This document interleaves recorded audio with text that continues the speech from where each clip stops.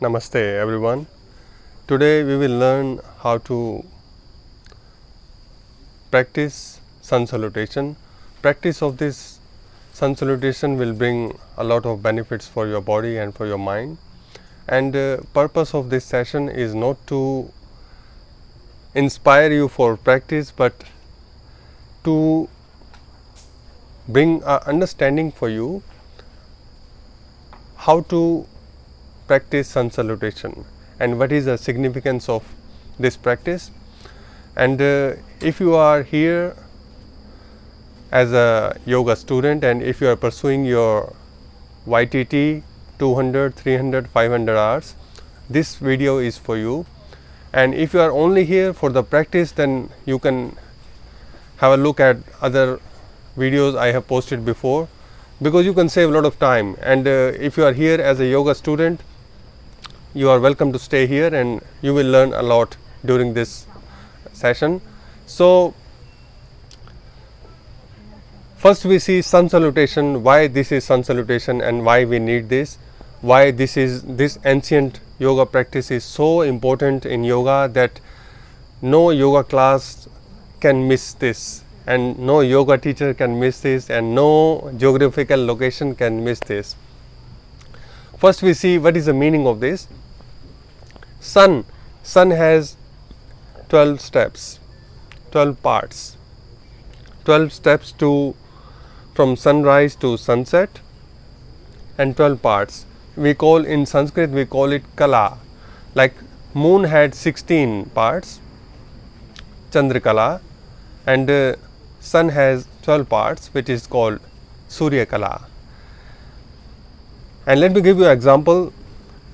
The time of sunrise, when you see the color of sun, it's different, and after a certain time the color changes from dark orange to bright white. That's how the sun makes the progress to its peak during the noon time, and from there sun starts to come down from bright white to again orange and then to the night. So this is the one of the system in sun salutation. We start with one posture and we go through all the process and we come back on the same posture again. What is the meaning? What does that mean? Why we finish on the same posture? Why we need to do something twice? And why don't we just keep going and do the different positions?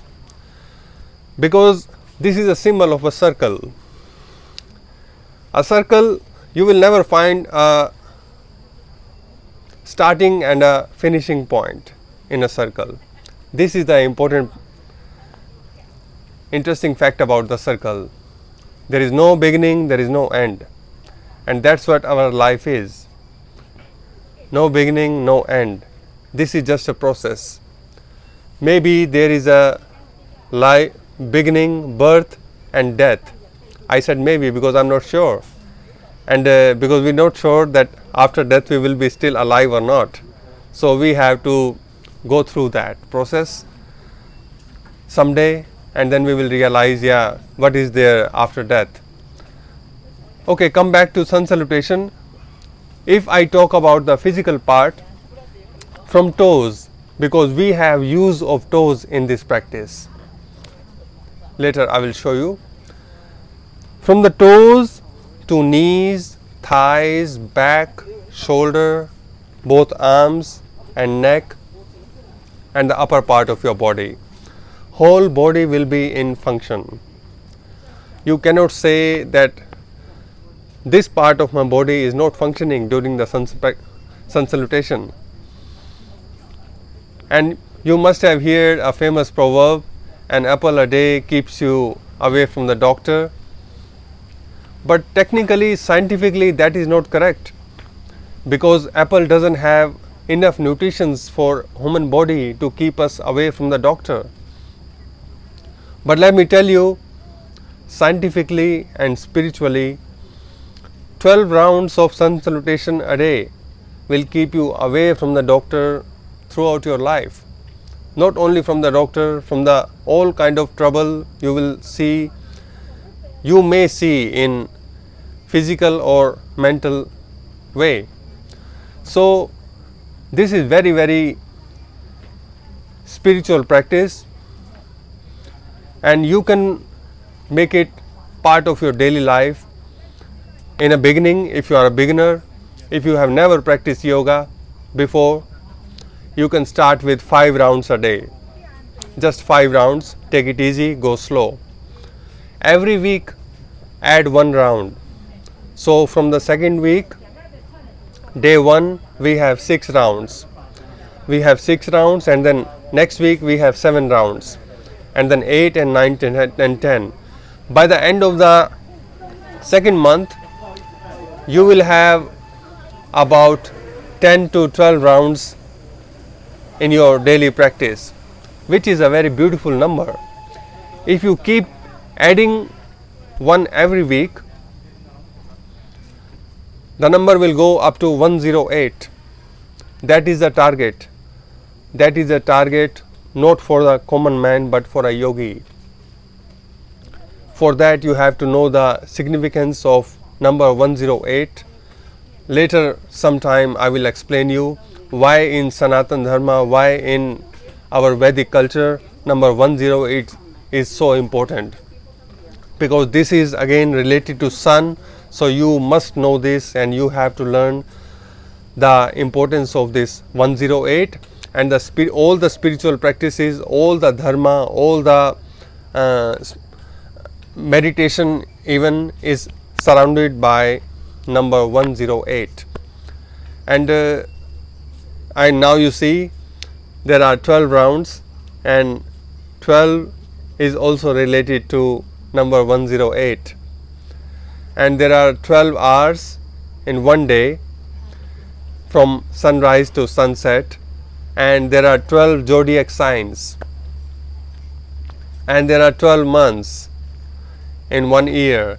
So you can see how our rishis, how our ancient sages bring this number 12 here in our practice to remind us every time, don't forget your purpose, don't forget why you are here, don't forget the purpose of your life.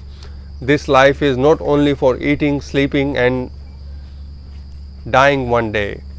You are here for a purpose.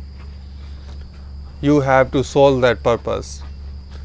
Bringing friends around you, earning money, having a fake fame won't bring anything to you end of the day. When you close your eyes, always you are alone. There is no doubt at all. You just close your eyes and you will realize, no matter somebody is sitting how close to you, but still you are alone. So to find out the bliss in that aloneness, we have this sun salutation, and let's start the practice now, and then I will explain you a bit more the physical part of the practice.